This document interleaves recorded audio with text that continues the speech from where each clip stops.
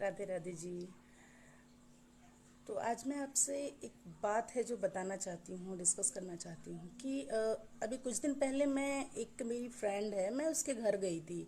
तो हम वहाँ पे नाइट रुके थे, स्टे किए थे। तो मैंने उसने खाना निकाला हमारा, तो मैंने उससे बोला है, मैंने कहा कि यार तूने भोग नहीं लगाया और तू पूजा भी नहीं करती है शाम को। चल ठीक है, अगर खाने का मतलब भोग नहीं लगा सकती है तो तू भगवान को ऐसे ही मतलब दीपक करके और कुछ भोग लगा दे। तो उसने बोला यार क्या भोग लगाना, सब भगवान का दिया हुआ है और भगवान को ही भोग लगाना। मानती हूँ, मानती हूँ। अब आप भी बोलोगे कि सब कुछ तो भगवान का दिया हुआ है, बिल्कुल करेक्ट।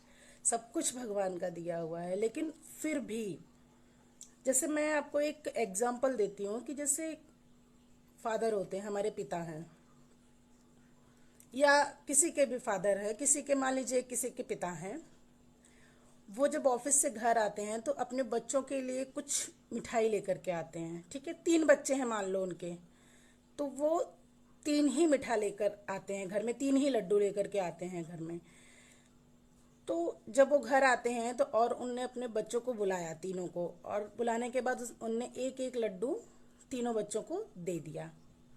पर उसमें से जो सबसे छोटा बच्चा था उसके दिमाग में ये आया कि पापा तो यार लेके आए हैं और पापा ने कुछ नहीं खाया। एक काम करता हूँ, मैं बाद में खा लूँगा, मैं पापा को पहले खिला देता हूँ थोड़ा सा। तो वो छोटा बच्चा दौड़ के आया और अपने पापा की गोदी में बैठकर और अपने पापा के मुंह में वो लड्डू ऐसे डालने लगा कि पापा आप खा लो। तो उसके पापा का जो रिएक्शन था ना उस टाइम पे, उनको मतलब इतनी खुशी हुई अंदर से कि मेरा बच्चा इतना सोचा, मेरे बच्चे को इतना पता है कि ये लाने वाला मैं हूँ, उसको देने वाला मैं हूँ, लेकिन फिर भी वो लेकर के आया क्यों? कि मैं पहले पापा को दूंगा, पापा ने नहीं खाया, पहले मैं पापा को दूंगा फिर मैं खाऊंगा।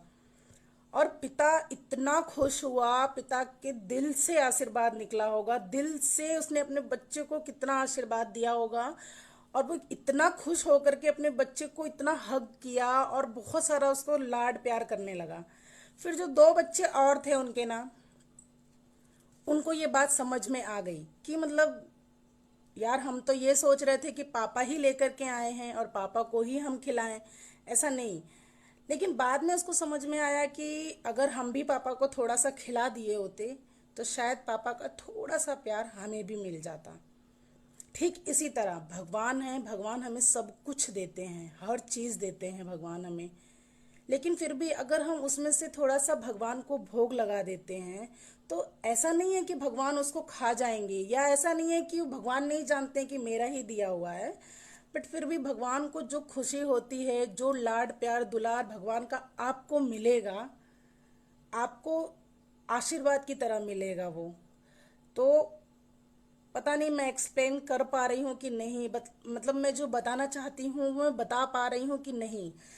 मेरे कहने का मतलब ये था, मैंने भी उसे उस टाइम वही बताया, मैंने कहा यार देख, भगवान का दिया हुआ तो सब कुछ है, लेकिन अगर उसमें से आप भगवान को भी अर्पण करोगे तो भगवान को भी खुशी होगी, उनका जो आशीर्वाद है वो तुम्हें मिलेगा।